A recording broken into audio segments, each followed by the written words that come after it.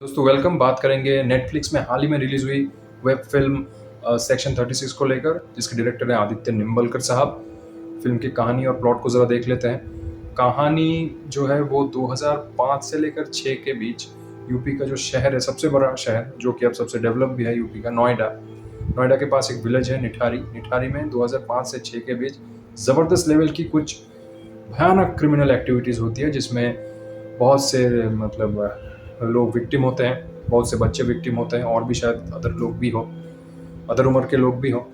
तो जिसमें मर्डर, क्या बोलते हैं, सेक्सुअल असॉल्टेशन, रेप, कैनिबलिज्म, भले ही कच्चा खाए या पका के खाए, डजेंट मैटर, ये तमाम चीज़ें घटनाएं घटी थी।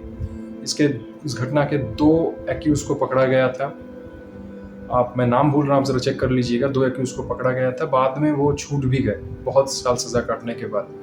अब वो क्यों छूटे, ये करप्शन था या वो असली गुनहगार नहीं थे, असली गुनहगार कोई और था, उन्हें बलि का बकरा बनाया गया था, बाद में बलि के बकरे के ऊपर तरस खाया गया, या वही असली गुनहगार थे, मुझे नहीं पता।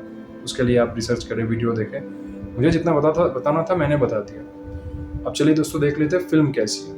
दोस्तों फिल्म के शुरुआत में कुछ ऐसे सीन्स हैं जो एक्साइटमेंट को बढ़ाने में काफ़ी हद तक कामयाब होते हैं, खासकर दीपक डोबरियल साहब, जिन्होंने वो पुलिस इंस्पेक्टर या जो भी पुलिस ऑफिसर का रोल किया है, तो करप्ट पुलिस का जो रोल किया है उन्होंने, वो जो कहते हैं कि न्यूटन का जो 3rd लॉ, कैसे हम उसको प्रैक्टिकल लाइफ में अप्लाई कर सकते हैं, समझ सकते हैं, कैसे वो करप्शन के खिलाफ भी नहीं जाते, करप्शन के खिलाफ नहीं जाते, क्योंकि उनके हिसाब से करप्शन के खिलाफ वही जाते हैं जो महासाहसी हो या महामूर्ख हो, उन दोनों में से नहीं है, फ्लो में रहते हैं। काफ़ी ऐसे सीन्स हैं, शुरुआत में ही सीन्स हैं कि दिखाया जाता है कि एक बाप रो रहा है, उसकी बेटी किडनैप हो गई है, पता नहीं जिंदा भी है या नहीं, और उनका जो रवैया होता है उनकी तरफ क्वाइट इनसेंसिटिव टाइप का होता है।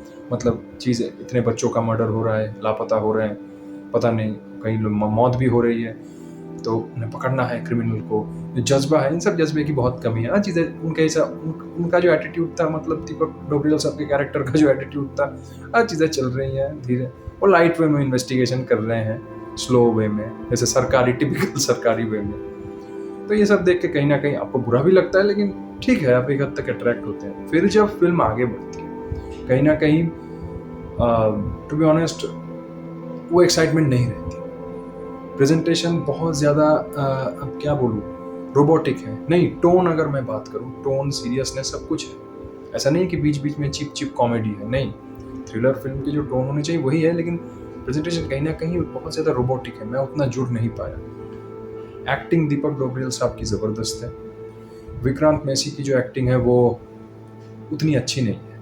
अगर आप उनके एक्टिंग को इस एंगल से देखते हो कि ठीक है, कैरेक्टर डेवलपमेंट ऐसे होंगे, तो शायद आप उसे एक्सेप्ट कर पाओ, लेकिन अगर आप पर्सनल चॉइस के रिस्पेक्ट में देखो तो बिल्कुल भी मज़ा नहीं आता। हाँ, वियर्डनेस है, वही किलर है, वही साइको किलर है, एक वियर्डनेस उनके कैरेक्टर डेवलपमेंट में है, उनके बॉडी लैंग्वेज और जिस तरह से बात करते हैं, लेकिन वो उतना भी अट्रैक्ट नहीं कर पाते हमें, यानी मुझे तो अट्रैक्ट नहीं कर पाया। तो ठीक है, फिल्म चल रही थी, ठीक है, चल रही है, बैकग्राउंड्स अच्छे हैं।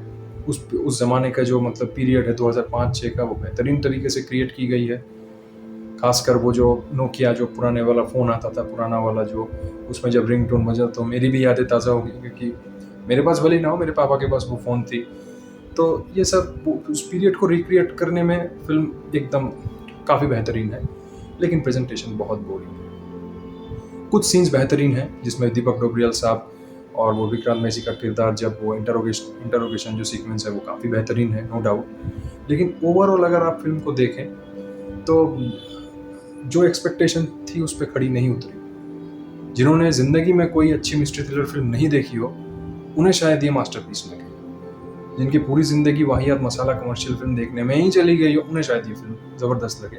लेकिन मैं वैसा नहीं हूँ, मैंने काफ़ी बेहतरीन मिस्ट्री थ्रिलर फिल्म देखी है, और तमाम देख कर ही मैं कह रहा हूँ कि ऐसा नहीं कि बहुत ही घटिया है, लेकिन कुछ खास भी नहीं है।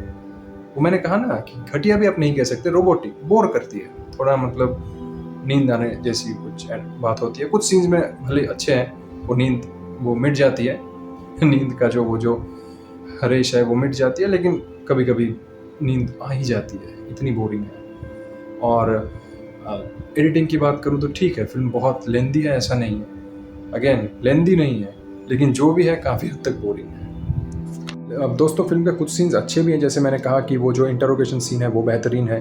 फिर जब दीपक डोबरियाल साहब मतलब वो पुलिस का जो किरदार निभा रहे हैं, उनकी बेटी के ऊपर जब मुसीबत के बादल मंडराते हैं, क्या बादल मंडराते हैं उसके लिए आप फिल्म देखिए।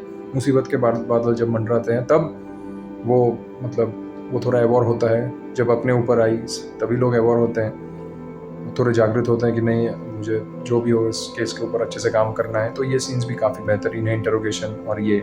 लेकिन ओवरऑल जो फिल्म है वो कहीं ना कहीं डिसअपॉइंट ही करती है, बोरिंग ही है। फिल्म में एक सीन है जहाँ एक बच्चे को किडनैप करता है विक्रांत मैसी का कैरेक्टर, और उसके हाथ ऐसे बंधे हैं और वो बोलता है अंकल अंकल मुझे छोड़ दो, मेरे पिताजी जो है मेरे पापा यूनिफॉर्म पहनते हैं वो आपको गोली मार देंगे। वो ऐसे बात करता है, ऐसे बात नहीं करता, मैं बस बोल रहा हूँ आपको। वो डायलॉग डिलीवरी जो करता है वो देख के लगता है नहीं वो किसने उस मतलब किडनैपर को वो नहीं कह रहा है, वो कह रहा है वो ट्यूशन जो सर है थोड़ा ज़्यादा पढ़ा लिया इसलिए वो कह रहे हैं सर मुझे जाने दो। इस तरीके के एक्सप्रेशन थे, कोई डर नहीं। बच्चे की बहुत वाहियात एक्टिंग लगी। और विक्रांत मैसी की कैसी है वो तो मैंने पहले ही बोल दिया। तो फिर ऐसे करते करते फिल्म आगे बढ़ती है और फिर ख़त्म हो जाती है। टेक्निकल एस्पेक्ट की मैं ज़्यादा बात इसलिए नहीं करता, काफ़ी लोग कहते हैं कि टेक्निकल एस्पेक्ट की बात करो। टेक्निकल एस्पेक्ट की मैं बात इसलिए नहीं करता क्योंकि सेक्टर 36 से भी जो वाहियात फिल्में हैं, वाहियात से वाहियात फिल्में भी आजकल टेक्निकली अच्छी होती है, मतलब सिनेमाटोग्राफी, कलर वगैरह। इस फिल्म की भी जो कलर जो चूज़ किया गया वो फिल्म के जो टेम्परमेंट है उसके हिसाब से काफ़ी कंपैटिबल यानी परिपूरक है। तो कुल मिला के दोस्तों यही था हमारा रिव्यू। अगर आप रिलेट नहीं भी करते हो तो भी ओके, मैंने अपनी ऑनेस्टी से मुझे देख के जो लगा, न्यूट्रल माइंड से देख के जो लगा, अपनी ऑनेस्टी से मैंने रिव्यू दिया। अगर रिलेट नहीं भी करते तो भी इट्स ओके। ठीक है दोस्तों, यही था हमारा रिव्यू। मिलता है किसी नए वीडियो।